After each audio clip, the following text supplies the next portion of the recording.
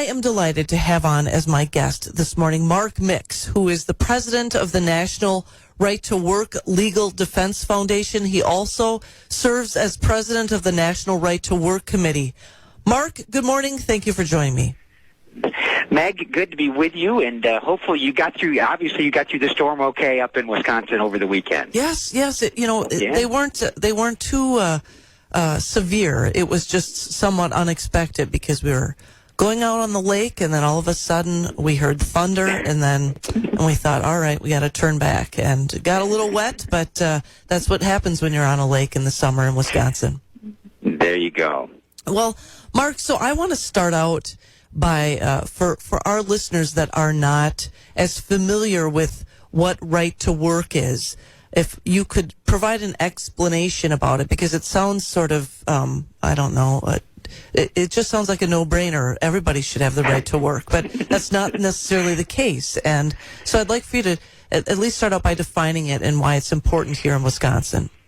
Yeah, absolutely, Meg. The right to work principle is very simple. All the way back when the federal government was doing work back in the 1930s and 1940s, labor policy became a major issue at the federal level, and the federal government imposed a whole book of federal labor policies on the states across the entire country. And in 1947, after some experience with this federal policy that gave union officials dramatic powers over workers, they decided that they might have gone too far, and they made some changes in federal law, and they allowed states by affirmative vote to pass what are known as right to work laws. And right to work laws are very simple. In fact, if you look at the statutory language in Wisconsin right now, because Wisconsin is one of the 27 right to work states across the country, it is basic protections for individual workers as it relates to union activity and union membership. I mean, first and foremost, no worker in America can be forced to formally join a union as a condition of getting or keeping a job.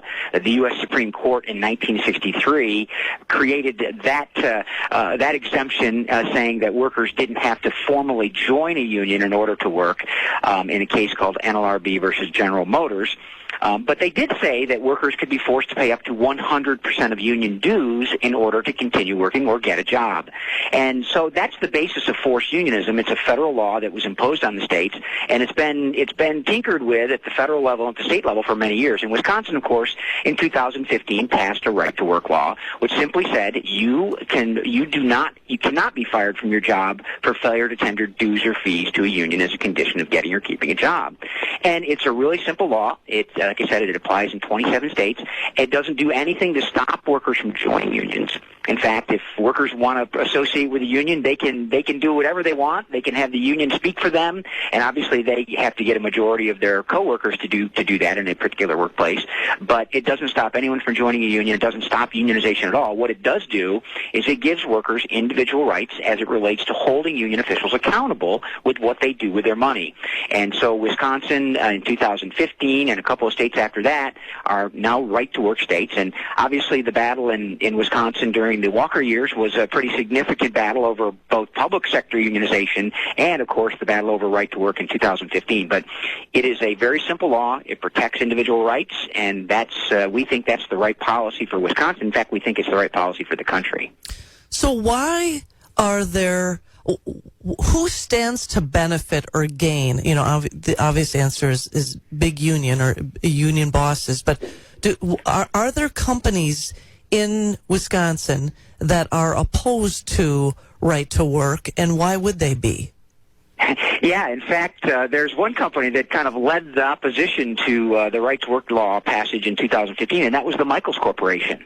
And obviously, there is one co-owner of that company that's asking for the support of Wisconsin voters as they go to the polls on, I think, August 9th. Is that right, Meg? I think that's correct. The primary date. Mm-hmm. Yeah, and that company, the Michels Corporation, was probably the leader in organizing opposition to passage of the right to work law in 2015.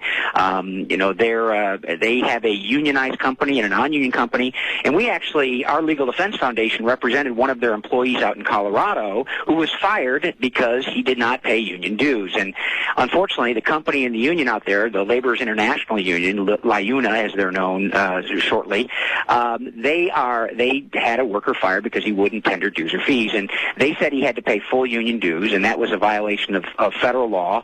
We actually won a U.S. Supreme Court case arguing on behalf of an individual employee from Maryland, a case called Beck versus Communication Workers of America. And while it still allowed workers to be fired for failure to pay some fees to a union, it said that no worker could be forced to pay for politics or organizing or lobbying or those types of activities that are unrelated to the contract negotiation. And the Michels Corporation wouldn't even grant that. So the union demanded that he be fired. The Michels Corporation fired him. We filed a lawsuit. We ended up getting a significant settlement for the worker, got lost wages. And interestingly enough, Meg, this is kind of the irony of the whole thing. We got $91 back for him that was a union dues deduction in his final paycheck after the company had fired him. They took union dues after they fired him.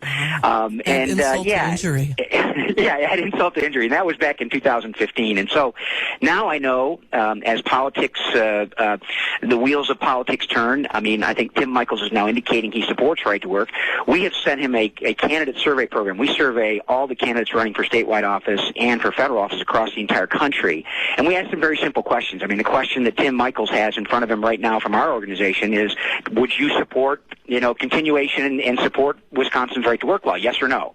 I mean, it's a very simple question, yes or no. He's saying publicly, I guess, or his spokespeople are saying publicly that he supports right to work now.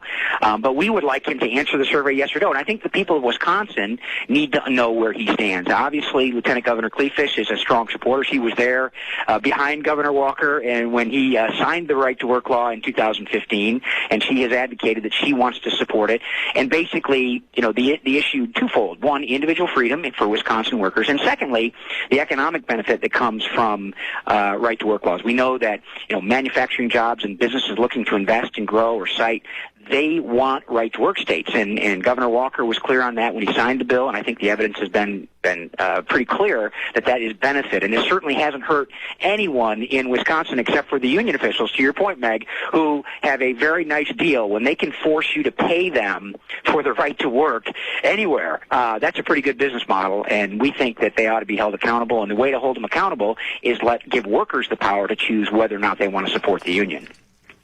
Well, what I find curious, again, is that despite the fact that Mr. Michels has declared he's a Republican, he's a mega donor for a number of candidates. He's a long-time contributor to different Republicans.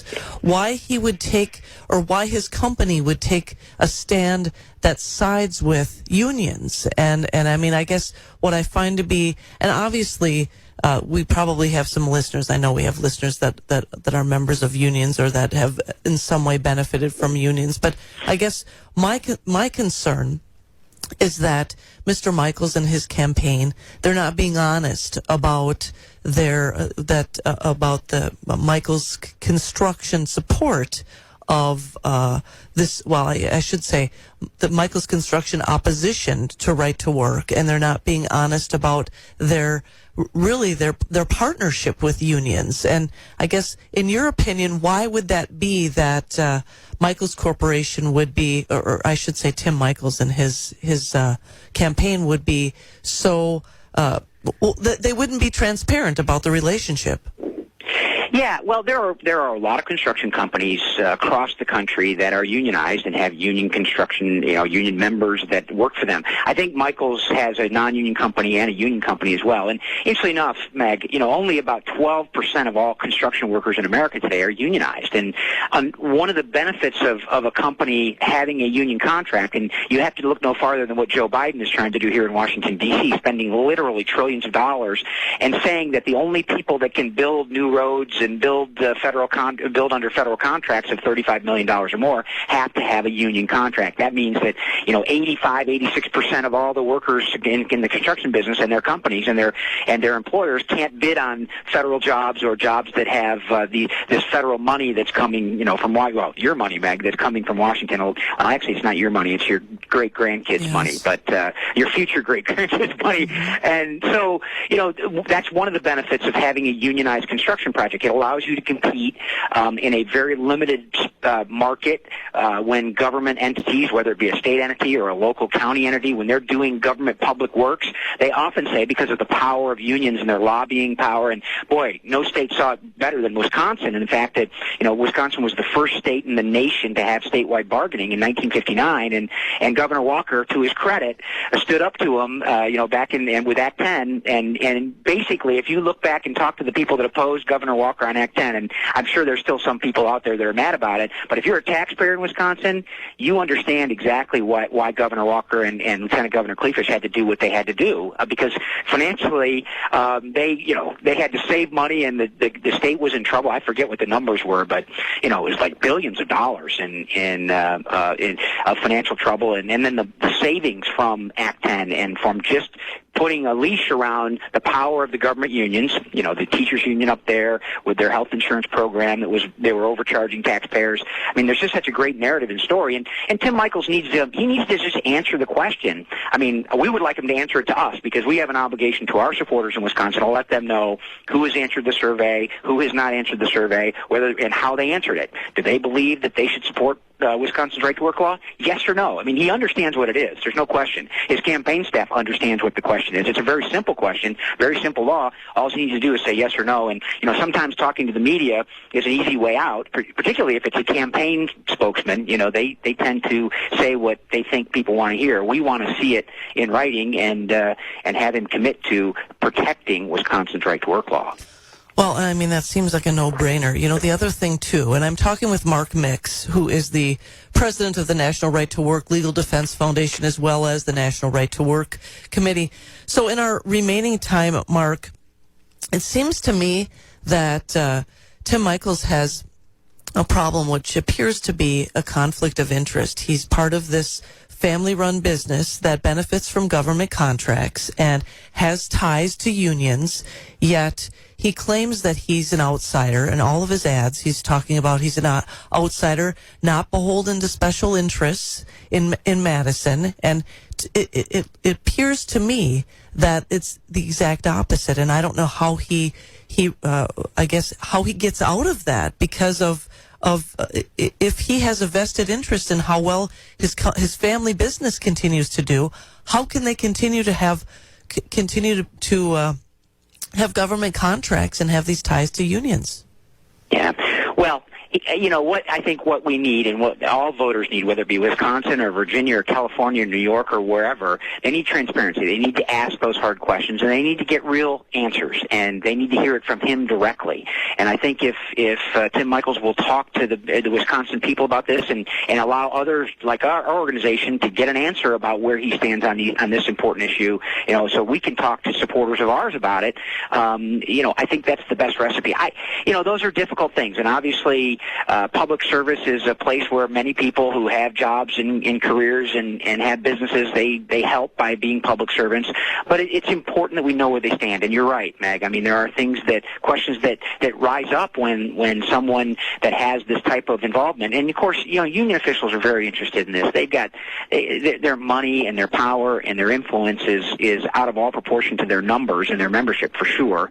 But that's a function of them having this ability to force workers to pay them dues or fees in the 23 states that don't have right to work laws yet. So I think what we need to do is continue to ask the question of all the candidates running in Wisconsin. Rebecca Kleefisch has answered the right to work survey 100% in support of right to work. She says she will protect right to work law, the right to work law in Wisconsin, if given the chance to do that and confronted with that issue.